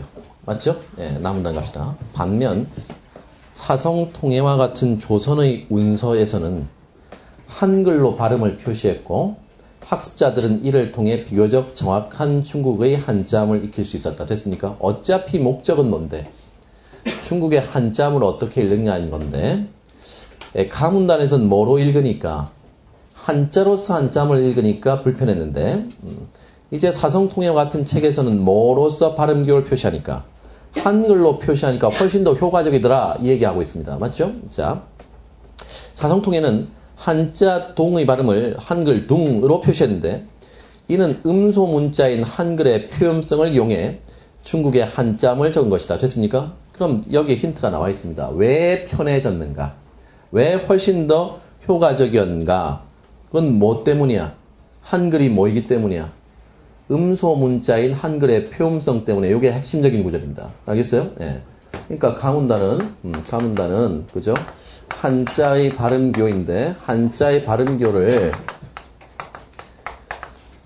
한자로 쓰니까 불편했다 이 말이야. 그죠? 불편했다고. 근데 남문단에서는 한자의 발음기호를 뭘로 표시하니까 한글로 표시하니까 대단히 효과적이었다. 그 이유는 뭐니? 한글이 무슨 문자이고 음소 문자이고 그 다음에 한글의 뭐를 이용했기 때문이다. 표음성을 이용했기 때문이다. 이렇게 얘기했어요. 맞죠? 그러니까 요 개념들이 핵심적인 개념인데 요 개념을 이제 미리 언어학 제재니까 음소가 뭐고 표음성이 뭔지를 정확하게 뭐하고 있으면 알고 있으면 훨씬 더 편하다고요. 알겠어요? 계속 읽어봅시다. 자, 이와 같은 방식은 반절법과는 달리 한자의 발음을 초성, 중성, 종성으로 나누어 표시한 것으로 됐습니까? 한자는 뭐라고 했어요? 나누기는 했지만 초성과 중종성으로 묶었어요. 그죠? 근데 초성, 중성, 종성으로 나누어 표시한 것으로 이때 한글은 일종의 발음기와 같은 역할을 수행했다고 할 수 있다. 됐습니까? 한글은 그러니까 뭐였다고 이거는. 이건 요즘으로 따지면 뭐의 역할을 한다고? 발음기호의 역할을 한다고. 이해됐어요? 오케이? 네. 자, 그 다음에 다음 문단 갑시다. 이러한 한글의 표음성은 별도의 발음기호가 없었던 시대는 매우 유용했는데 그렇다고 이것을 발음기호와 완전히 동일한 차원으로 생각할 수만은 없다. 자, 이게 다음 문단의 핵심입니다. 맞죠? 다음 문단은 그럼 뭐야? 한글과 발음기호는 같진 않다. 라는 얘기를 하는 게 다음 문단이에요. 흐름이 있죠. 자, 봐. 다시. 그러니까 발음기호를 뭐로 쓰게 되면? 한자로 쓰게 되면 힘들었다. 음소 문자인 한글을 쓰니까 편했다. 그렇다고 해서 한글이 발음기호하고 똑같은 건 아니다. 이게 글의 흐름이야. 자, 다시요. 네. 자, 우리가 다의 두 번째 끝부분 합니다. 우리가 영어 단어의 정확한 발음을 알기 위해 사전에 발음기호를 참조하는 것은 일반 문자와 발음기호가 다르다는 점을 잘 보여준다. 이해할 수 있겠어요? 다시. 우리가 영어 단어의 정확한 발음을 알기 위해서 영어 단어 그 자체 영어의 스펠링을 보고 뭐하지 않고 발음을 보지 않고 또 영어인데도 불구하고 밑에 뭐니 발음기호를 본다는 것은 영어와 발음기호가 같지 않다는 걸 보여주는 아주 좋은 이해 아니냐 이 말이야. 무슨 말인지 알겠어요? 오케이? 자, 알파벳에 비해 표음성이 뛰어난 것으로 평가받는 한글의 경우에도 이상적인 발음기호에 요구되는 발음과 기호의 완벽한 1:1 대응이 성립하지 않는다. 됐습니까? 그러니까 이상적인 발음기호라면 뭐가 있어야 된다고 지금 조건을 주어진 거야? 이상적인 발음기호라면 뭐가 있어야 된다고 주어진 거야? 지문에 나왔잖아. 뭐라고? 발음과 기호 사이에 뭐가 돼야 된다고? 완벽한 1:1 대응이 돼야 된다고요. 알겠어요? 그런데 한글도 그럼 그 다음 내용은 뭐겠어? 한글은 발음과 기호 사이에 완벽한 1:1 대응이 되지 않기 때문에 한글은 발음기호가 될 수 없다. 엄밀하게 말하면 발음기호하고 다르다. 얘기가 그 다음 문단에 나올 거 아니에요. 말이야. 이거 됐어요? 자, 다음 문단 갑시다. 일반적으로 표음 문자는 언어의 음성적인 차원이 아닌 음소적 차원에서 말수를 적는다. 자, 그러니까 봐. 이 문장이 내포하고 있는 걸 한번 생각해봐. 음소 문자야. 음소 문자는 뭐하고 동의어니 그럼 지문에서? 음소 문자는 지문에서 뭐하고 동의어야? 한글하고 동의어지. 이해하시겠어요? 그러니까 이 음소 문자 한글은 말이야. 언어의 음성적 차원이 아닌 음소적 차원에서 말수를 적는단 말이야. 음소 문자 한글은 음소적 차원에서 말수를 적는다고. 그럼 생각해봐. 음성적 차원에서 말수를 적는 건 뭐겠어? 발음기호야. 그렇지. 생각해야 돼. 발음기호는 뭐 한다고? 이건 음성적 차원에서 말수를 적는데 한글은 음소적 차원에서 발음기호를 적는단 말이야. 음성이 뭔지 잘 모르겠지? 그럼 그 다음 봐. 자, 이를테면 얘가 나오네요. 부부의 경우 음성적 차원에서는 무성음 P와 유성음 B로 발음하는 것을 자 봐. 부부 같은 경우에 자 봐. 부부 그랬어. 이건 그럼 뭐야? 한글이지. 맞죠? 그걸 깨워줘라. 산다. 이건 한글이지. 자 봐. 이건 뭐야? 발음기호지. 이해됐어요? 자 그럼 봐. 다시 읽어보자. 음성적 차원에서 무성음 P와 유성음 B로 발음하는 것을 자 그럼 P와 B가 이건 뭐니? 다르다는 것은 이건 뭐니? 음성적 차원이란 말이야. 알겠어요? 근데 한글은 음소적 차원에서 모두 B로 표시한다고. 이해됐어요? 이건 비읍이란 말이야. 그럼 생각해봐. 요건 그럼 뭐가 되는 거니? 발음과 기호 사이에 뭐가 된 거야? 발음과 기호 사이에 뭐가 성립하는 거니? 1:1 대응. 그렇지 생각해야지. 완벽한 1:1 대응이 성립하지만 이건 그럼 발음과 기호 사이에 완벽한 1:1 대응이 성립하지 않는다고. 그러니까 부부할 때 앞에 부자와 뒤에 부자의 발음이 원래는 다르다 이 말이야. 알겠어요? 근데 한글은 뭐니? 이걸 다르다고 표시할 수가 없다 이 말이. 그렇지만 발음기호는 이거 표시되니까 한글은 발음교와 같을 수 없다라는 얘기를 하고 싶은 거예요. 이해됐어요? 좀 더 읽어봅시다. 자, 이것은 출현 환경이 다른 어두의 P와 모음 사이의 B가 국어 화자들에게는 동일한 말수로 인식되기 때문이다. 가구의 기역, 다도의 디귿도 마찬가지다. 이처럼 한글의 표음성은 국어 화자들의 예민한 귀보다는 예민한 귀임이 줄 거 봐라. 자, 그럼 예민한 귀라는 건 다른 말로 뭐라고 하면 되겠니? 발음기호라고 해도 되고 두 글자로 하면 음성. 맞죠? 예민한 귀보다는 지혜로운 머리. 요게 그런 뭐니? 음소. 이렇게 얘기해도 되겠지, 그지? 예, 음소적 차원에 맞추어진 합리성을 보여준다. 됐습니까? 요게 작년 수능 지문이었어요. 그럼 작년 수능 지문 봐라. 쌤이 이 지문을 통해 먼저 얘기하고자 하는 건 뭐냐면 이 지문 말이야. 출제자가 쌤 생각이 그래. 출제하기 전에 이미 뭐니 지문의 구조를 자기가 쫙 생각해간 거야.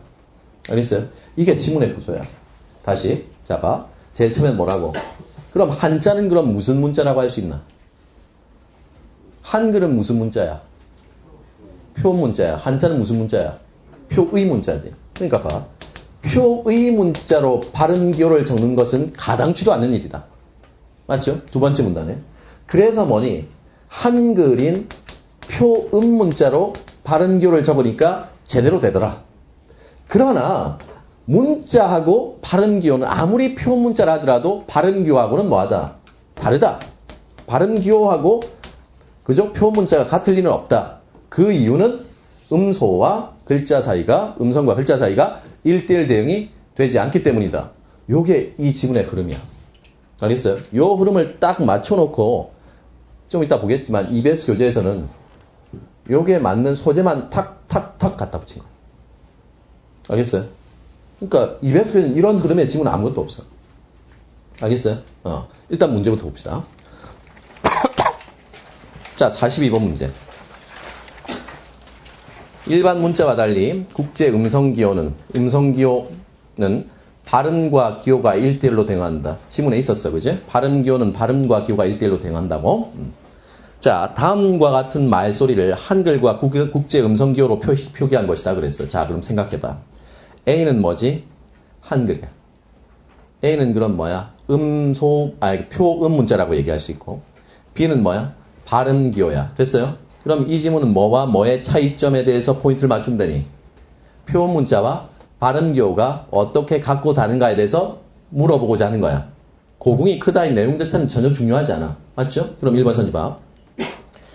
A와 B를 비교해 볼 때 한글의 표음성은 음소적 차원과 관련되는군. 어때? 한글은 음소, 발음기호는 음성. 맞죠? 자, 이번에 A는 일반적인 문자 표기와 일치한다는 점에서 A는 일반적인 문자 표기와 일치하는 거 맞지? 그죠? 네. 말소리의 음성적 특성을 B보다 잘 반영하는 군. 2번이 답이네. 쉽잖아.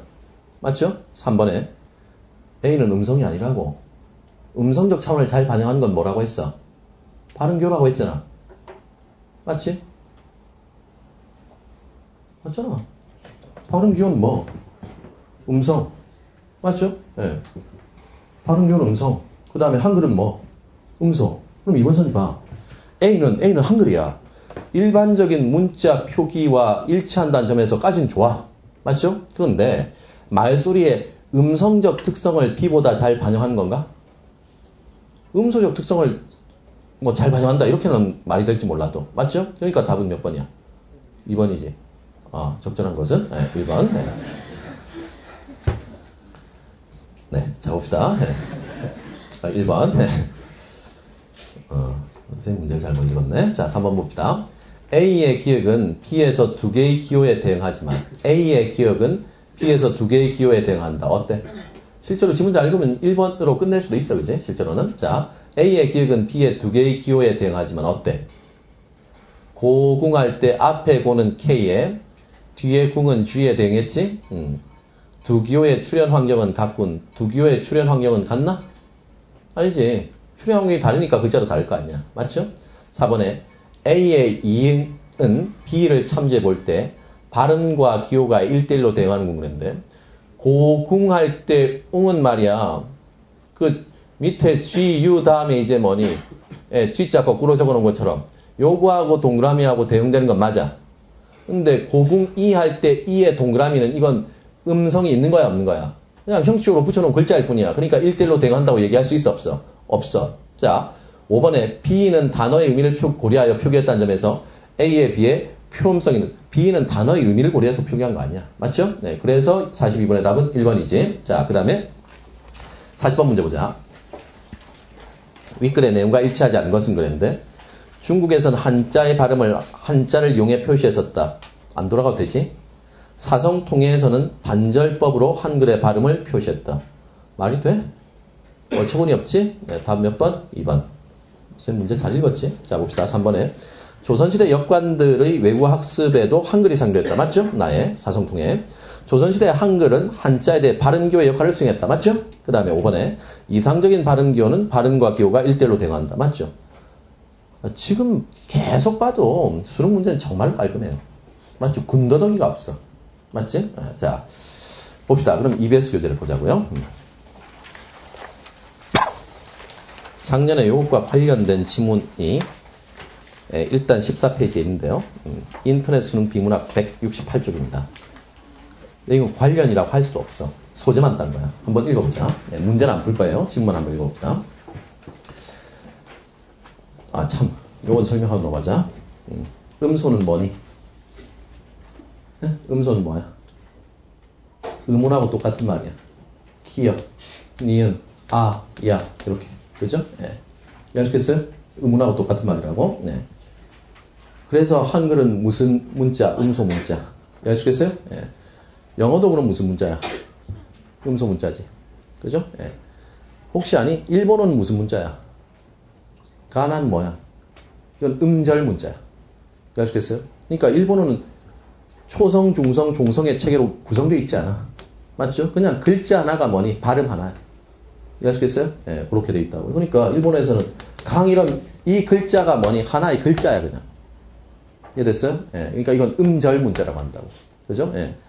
한문은 그냥 무슨 문자고, 표의 문자고, 뜻을 나타내는 문자고. 됐어요? 네, 이런 것들은 알아두면 조금 더. 표음성이라는 건 뭐니? 글자가 뭘 표시한다는 얘기야? 음을 표시한다는 거야. 알겠어요? 그러니까 봐.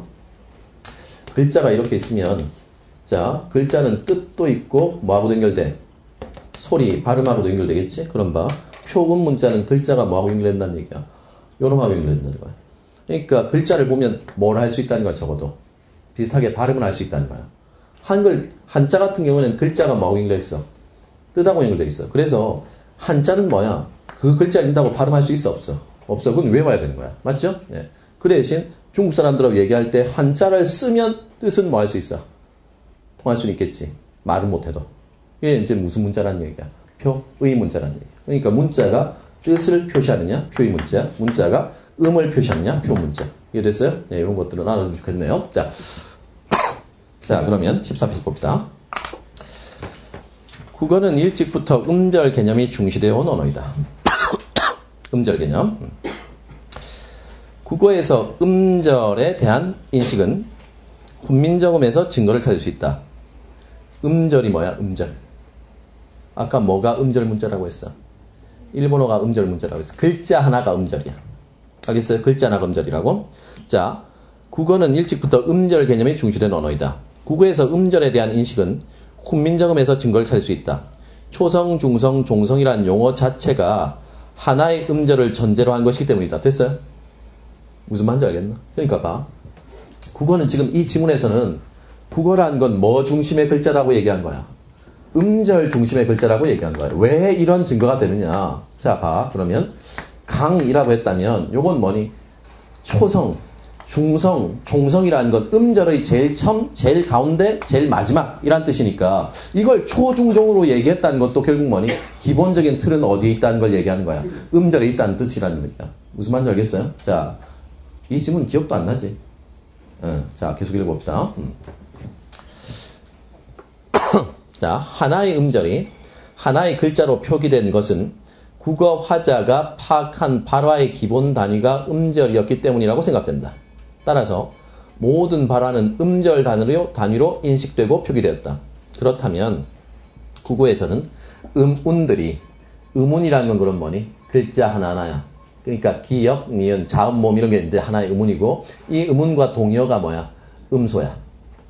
이해됐어요? 음운과 음소는 동의어야. 음운들이 어떻게 결합되어 음절을 형성하는지를 국어의 음절 구조를 살펴보자. 됐습니까? 어떻게 결합되는지. 자, 나의 음절에 대한 기존 논의들에서 제시된 음절 구조에 대한 견해들을 보면 다음과 같다. 두음, 해금, 말음. 이렇게 이제 세 가지가 이런 방식으로 구성된 것도 있고, 그 다음에 뭐니? 니은처럼 이렇게 구성된 것도 있고, 두음과 해금이 먼저 결합되고, 그 다음에 말음이 붙은 것도 있고, 이런 이제 구조도 세 가지를 보인단 말이야. 그럼 봐, 아까 한자, 홍 같은 반절법은 뭐였어? 기역, 니은, 디귿 중에. 기역, 니은, 디귿 중에 뭐였니? 니은이잖아. 그림을 봐. 지문의 그림을 봐. 수능 지문 봐. 홍 할 때 T, U, N을 묶여진 걸 봐. 이게 뭐니? 니은의 그림처럼 돼 있잖아, 지금. 이해됐어요? 네, 자, 계속 읽어봅시다. 클레멘츠와 케이서는 음절 구조를 분석할 때 1기역과 같은 음절 구조를 제시했다. 음절엔 모음이 중심 역할을 하기 때문에 음절의 가운데 쓰인 모음을 해금이라고 하는데 이 음절 표시 방법은 해금과 주변 요소인 두음과 말음의 관계를 구별하지 않는 단순한 구조이다. 그렇기 때문에 앞, 뒤 음운들의 관계를 파악하는 데는 한계가 있다. 이러한 문제를 해결한 것이 기역, 니은이나 1니은이나 1디귿과 같은 계층적 구조이다. 그러니까 먼저 두 개가 먼저 결합되고 나서 그 다음에 결합된다. 이렇게 이제 파악한 거란 말이야. 자, 셀커크는 두음과 가군으로 나누어지는 기역, 니은의 계층적 구조가 보편적인 음절 구조라고 주장했다. 영어에서 해금과 말음 사이에 존재하는 음운 구조 배열 제약은 두음과 해금 사이나 혹은 두음과 말음 사이의 제약보다 가능성이, 그러니까 다시.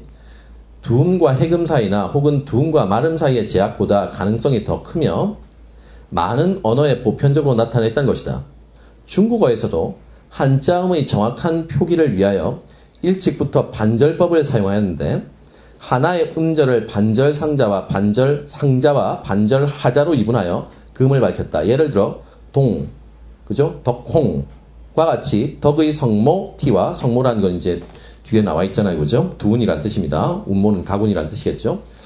홍의 운모 홍에 의하여 퉁이란 글자를 표시하도록 되어 있다.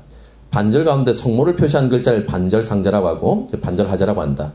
자, 이러한 이분법은 한시의 아분법에 뚜렷이 나타난다. 이상의 논의를 토대로 하면 국어의 음절 구조 또 두음과 가군의 두 개의 구성 성분으로 나뉘고 가군은 다시 해군과 말음으로 나눠지는 계층적 구조라고 인식하게 된다. 그러니까 국어도 그럼 어떻게 그려진다고 생각할 수 있단 말이야. 요렇게 국어 다시 봐. 두음과 가군의 두 개의 구성 성분으로 나뉘고 가군은 다시 해군과 말음 맞죠? 네, 요렇게 국어도 요렇게 볼 수 있지 않느냐 요런 얘기 한 겁니다. 맞죠? 네. 실제로 보세요. EBS 지문하고 이 수능에 나온 거하고 연결되는 건 지금 뭐니? 다에 뭐니? 동 이거 딴 거밖에 없지. 이 지문의 주제의식하고 EBS 지문의 주제의식은 영 달라. 완전히 다른 거야. 이해하셨겠어요? 예. 이건 읽어봤자 별 도움이 안 되지 않니? 실제로. 그죠? 예. 주제 자체가 다른데 이 지문에서 그냥 뭐니? 반절법을 하나 이렇게 툭 던져놓은 것 뿐이야. 맞지? 읽어봤자 의미 없잖아, 솔직히 말하면. 알겠어요? 예. 자, 계속 읽어봅시다. 그래도 나온 김에 끝까지는 읽어봅시다.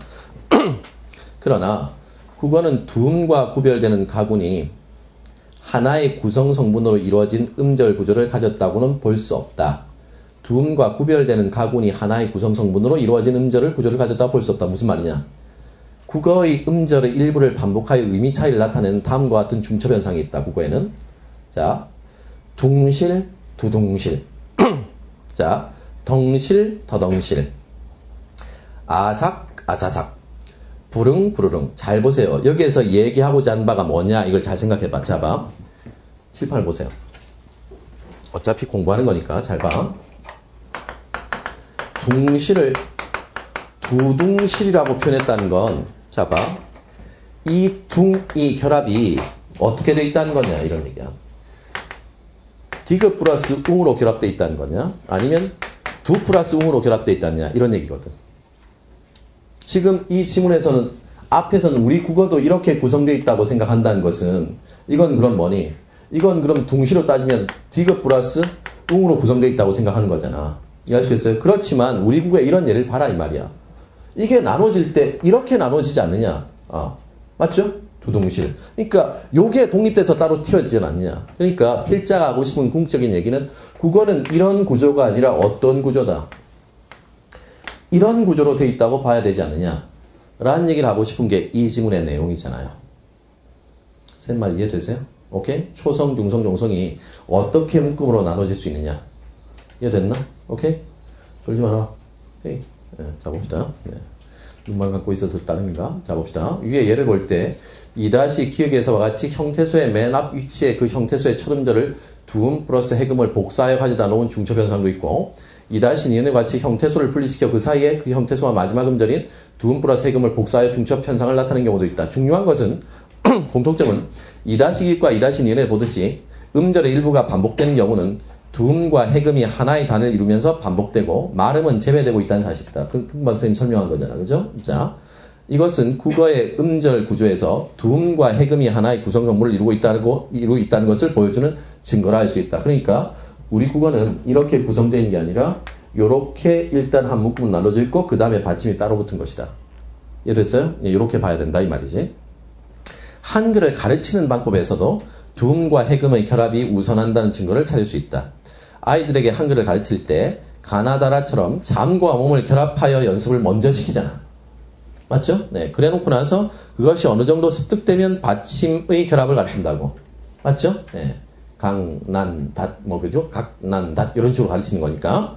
이런 현상을 볼 때도 우리 국의 음절 구조는 두음 플러스 해금, 그러니까 초성 플러스 중성이 먼저 묶이고 우선된다고 할 수 있다. 따라서 국어의 음절 구조는 1-디귿과 같이 두음이 해금과 결합한 다음 말음이 결합되는 구조라고 할 수 있다. 지문하고 유사하나? 소재만 땄지. 그것도 예시에 나오는 소재만 땄지. 전혀 지문하고는 관계없는. 그죠? 예. 이것도 연결하면 연계지. 이해됐어요? 예, 연결하면 연결하고. 그러니까 이런 것처럼 아예 그냥 중간에 그냥 예시 하나만 따서 그냥 서두를 시작하는 그런 지문들도 있다고요. 알겠어요? 뒤에 한번 봅시다. 문제는 풀지 말고, 자, 17페이지를 한번 보자고요. 지문 읽어봅시다. 세종의 창제 의지가 반영된 한글의 과학성은 글자 하나하나를 만들어내는 과정에서부터 시작한다. 한글을 구성한 기본 글자인 기역, 니은, 미음, 시옷, 이응은 각각 어금니, 혀, 입술, 앞니, 목구멍에서 나는 소리를 대표한다. 각 기본 글자의 모양은 그 글자를 발음할 때의 혀나 입의 구조를 나타낸다. 이건 아시죠? 쌤도 설명 한번 했습니다. 즉 한글의 기본 글자는 발음기관을 본떠 만들어졌으며 여기에 획을 더해 새로운 글자가 만들어진다. 그와 크의 예를 들어보면 기역에 획을 더해 키읔을 만든 것이다. 따라서 그와 크의 발음은 비슷하다. 비슷한 소리는 비슷한 글자로 표기됨을 알 수 있다. 결국 한글은 체계적인 음성 분류에 따라 조직화된 것이다. 됐습니까? 첫 번째 문단에서 얘기하는 건 한글의 과학성이고 좀 더 정확하게 얘기하면 한글은 체계적인 음성 분류에 따라서 조직화된 글자이다 라는 것을 첫 번째 문단에서 얘기했습니다. 됐습니까? 자, 두 번째 문단 가시죠. 그럼 로마자의 경우는 어떨까? 영어 한번 생각해보자 이 말이야. 영어를 예로 들어 생각해보자. 영어는 각각의 단어가 소리내는 대로 이루어지지 않고 뜻을 나타내는 대로 이루어졌다. 무슨 얘기냐? 따라서 배우지 않은 단어를 소리만 듣고서 글자로 적는 것은 쉽지 않다. 오케이? 그러니까 이 말은 그럼 아까 EBS 지문하고 비교해보면 그래도 발음기호하고 유사성을 따지면 뭐보단 뭐가 더 가깝다는 거야. 영어보단 한글이 발음기호의 유사성과는 조금 더 가깝다는 얘기를 하고 싶은 거겠지. 무슨 말인지 알겠어요? 그 정도라고요. 자, 컴퓨터가 한글 사과를 읽을 경우 단어에 대한 사전 정보가 없더라도 그대로 받아들여 쓸 수 있어. 그죠? 목소리로 사과 이러면 그대로 받아 적을 수 있다 이 말이야. 네, 기억 없이도. 맞죠? 네.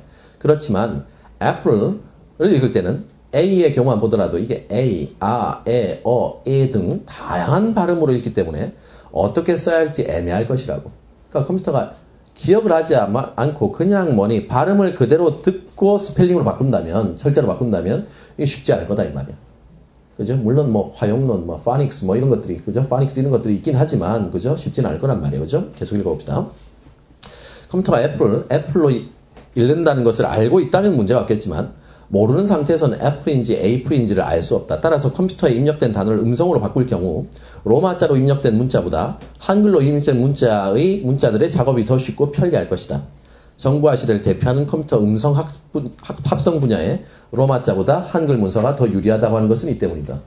로마자보다 한글이 조금 더 무슨 차원을 많이 갖고 있기 때문에 음성적인 차원을 많이 갖고 있기 때문이다.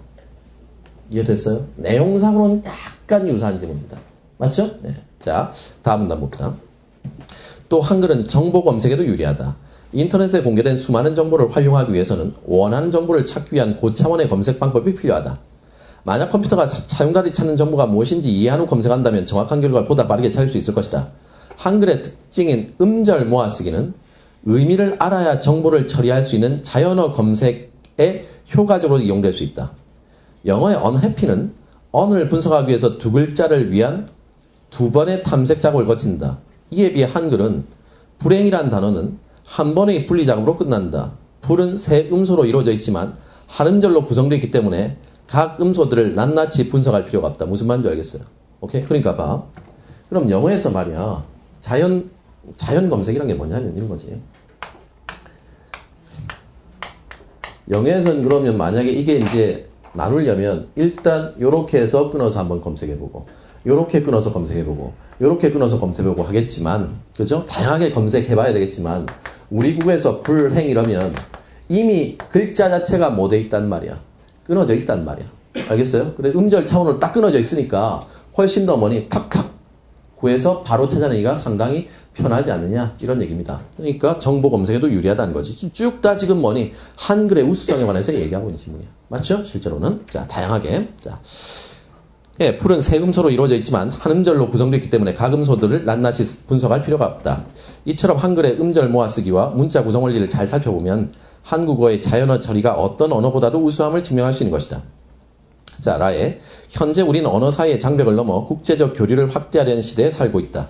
다행스럽게도 한글을 사용하는 한국의 환경은 한자를 사용하는 중국이나 일본보다는 유리한 입장에 있다. 한글은 음소 단위와 음절 단위가 복합되어 있어. 그죠? 한글은 음소 단위도 있고 음절 단위도 복합되어 있다고. 그죠? 네. 복합되어 있어서 네. 정보 처리를 위한 전략 수립이 쉽기 때문이다. 20세기 후반 컴퓨터에서 음절 모아쓰기가 자동 처리되면서 한글 기계화와 정보 처리는 급속히 진행됐다. 이는 우리가 바로 지식정보사회의 주요 선진국이 될 수 있다는 가능성을 보여준다. 정보 처리가 핵심 산업이 될 것으로 예상되는 21세기 지식정보사회에서 한글의 중요성은 더욱 증대될 것이다. 그대로 딴 지문 전혀 아니야. 맞죠? 그런데 유사한 지문은 이 정도가 있어요. 맞죠? 자, 보세요. 그러니까 그래도 이건 뭐니? EBS 연계된 지문이라고 얘기한다. 알겠어요? 이거 EBS 연계됐다고. 근데 실제로 이 지문은 지문 두 개 다 읽어봤자 썩 그렇게 큰 도움을 직접적으로 주진 않습니다. 맞죠? 그러니까 앞에 있는 것은 뭐예요? 예를 들어 귀의 소리 같은 지문은 거의 없었지 EBS에서 작년에. 귀의 소리 뭐 기억나세요? 그 있잖아 왜 반사되는 소리 어쩌고저쩌고 하는 기술 지문 말이야. 벌써 잊었니? 그 어려운 지문이었는데 그죠? 귀의 굴곡 뭐 그죠? 예, 이걸 통해서 이제 소리의 위치 소리의 크기, 방향, 뭐 이런 것들 이제 읽어낼 수 있다. 이건 EBS 교체 전혀 관계없는 지문이었어. 그죠? 예. 그러니까 보세요. 과연 평가원이 EBS를 제대로 읽어내면 100점을 보장할 수 있느냐? 그건 아니다, 이 말이야. 알겠어요? 특히나 이 두 번째 지문 같은 경우는 반영됐다고 했지만 실제로는 뭐니? 연계의 흔적 정도만 보인 거지. 주제의식의 루트 자체가, 길 자체가 완전히 뭐니? 다른 지문이잖아. 처음에 얘기했듯이 이렇게 먼저 쫙 써놓고 그냥 요거 여기 한번 따붙여볼까? 요 정도이잖아 지금 실제로. 알겠어요? 예, 존경스러운 출제자죠. 그죠? 예, 자기 생각을 먼저 딱 해놓고 그냥 EBS에서 그냥 필요한 것만 딱딱 나오는 거니까 주제 관계는 전혀 관계없습니다. 비트겐슈타인은 그래도 유사하다고는 얘기할 수 있어요. 상대적으로. 그러니까 비트겐슈타인 지문 같은 경우는 충분히 뭐니 읽으면 도움은 되겠지만 결정적인 두 문제를 풀 때는 뭐니 EBS 교재가 썩 그렇게 큰 도움이 되지는 또 않았던 거잖아. 이해됐어요? 가보세요. 글쎄, 이게 쌤 입장에서 얘기한 것이 아니고, 쌤 입장에서 얘기하면 이건 뭐니? 흉내내기야. 그냥. 반영했 척 하지만, 문학은 좀 다르죠. 맞죠? 문학은 다릅니다. 비문학은 말이야. 반영했다고 하지만 실제로는 뭐니? 썩 그렇게 큰 도움이 되진 않아. 알 수 있어요? 그러니까 결국 EBS 교재를 가지고 뭐 하세요? 독해력을 기르세요. 무슨 말인지 알겠어요? 이게 무슨 말인지. 결국 언어 영역의 비문학은 결국은 독해력이야. 그렇잖아. 그죠? 그러니까 문학은 한 그죠? 그것도 양이 너무 많으니까 나올 만한 걸 쫙쫙 풀어내가지고 이제 그걸 하나씩 공부하는 건 상당히 의미가 있는 것 같습니다. 알겠어요? 의미가 있죠. 시가 변형돼서 나올 일 없고. 맞죠? 예. 그리고 심지어 작년 같은 경우에는 소설 같은 경우에도 6월달, 9월달 평가는 뭐니? 예전에는 EBS 연계됐다고 해놓고 잡아. 수능에서, EBS 교재에서 이 부분이 나왔어. 그러면 수능에서는 어떻게 나오냐면 요렇게 잘라서 요렇게 내기로 했는데 요즘에는 이거 똑같이 내 거의. 작년에는 그랬어. 이 부분이. 거의 똑같이 그냥 그대로 붙어봐. 그죠? 겹쳐지는 게 반 이상은 다 돼. 그래서 문학 같은 경우에는 EBS 교재를 하나하나 정확하게 독해하시고 그걸 정리하는 건 큰 도움이 될 겁니다. 변형될 여지가 없지. 일단 문제 달달 외울 일은 전혀 없어. 문학 같은 경우는 문제 보면 오히려 더 괴로워진다 얘들아. 느꼈겠지만 해설도 좀 이상한 것도 있고 괴로워지지만 어쨌든 시가 해석, 뭐 소설 해석 같은 건 필요하겠죠. 그죠? 비문학에서는 EBS 교재를 외우려고 하지 말고 그냥 연계될 것이다 정도로 그냥 EBS 교재를 보면서 독해력을 기르려고 노력하세요. 알겠어요? 큰 기대는 너무 하지 마세요. 6월달 평가원에는 아마도 뭐 할 거예요. 작년 기억해봐. 작년에 6월달 평가원 보고 애들이 뭐라고 얘기했겠니? 이제는 EBS야 라고 얘기했겠지. 여러분 그렇지 않니? EBS 보면 다 돼 라고 했지만 실제로 그랬냐고. 비문학은 절대 그렇지 않아. 알겠어요? 그죠? 문학은 그럴 수도 있겠어. 그죠? 근데 쉽게 나오잖아, 문학. 쉽게 나오잖아. 맞죠? 작년에 1등부터 15등 사이에 난이도 높은 문제 중에 가장, 그죠? 난이도가 4번이 문학 문제였어. 산허구리의 내용일치 문제. 그거 빼고 나머지는 문학은 되게 쉽게 나왔잖아. 그죠? 그러니까, 실제 수능에서는 평가원이 뭐니? EBS 달달 외워가지고 성적 잘 받을 일은 절대 없게 만들 거라고. 결국은 근본적으로는 다 뭐니까? 수능의 본질에서 벗어나진 않으니까. 이게 수능이니까. 그죠? 영어는 잘 모르겠어요. 작년 같은 경우는 똑같이 나왔다고 얘기하던데, 올해 또 달라질지도 모르잖아, 실제로. 그죠? 쌤 과목은 아니지만, 영어가 그러면 안 된다고 생각합니다. 알겠어요? 담임쌤도 비판이 많으시던데, 그죠? 영어가 그렇다면 안 되죠. 그죠? 그건 뭐, 영어를 암기로 공부하자는 건데, 말이 돼, 독해력도 없이. 맞죠? 영어는 그러면 안 될 텐데, 어쨌든, 글쎄, 영어도 꼭 작년처럼 그렇게 나올까는 좀 의심해 보셔야 됩니다, 여러분. 알겠어요? 의심해 보셔야 됩니다. 그러니까, 영어 독해력도 기르시고, 그죠? 수학이야, 뭐, 원래, 반영되든 안 되든, 어차피 이건 눈치채지도 못하는 거니까. 그렇잖아요? 그죠? 눈치채지도 못하는 거니까. 그죠? 실제로는 수능의 본질에 좀 더 충실하세요. 알겠어요? 수능의 본질에 좀 더 충실하시고, EBS 교재는 보는 게 훨씬 더 이득은 맞습니다. 결정적인 아니지만, 그래도 보시는 건 맞죠. 뭘 공부할 거야? EBS 놔두고 딴 사설 모여서 공부할 거야? 그건 할 일 없는 짓이야. 그치? 시간이 넘쳐나니? 그러니까, EBS 교재를 공부하시긴 하되, 그래도 뭐니? 이걸 암기하거나 하지 말고, 이해력 중심으로 공부하세요. 이 말입니다. 이해되셨습니까? 그렇게 보시면 될 것 같습니다.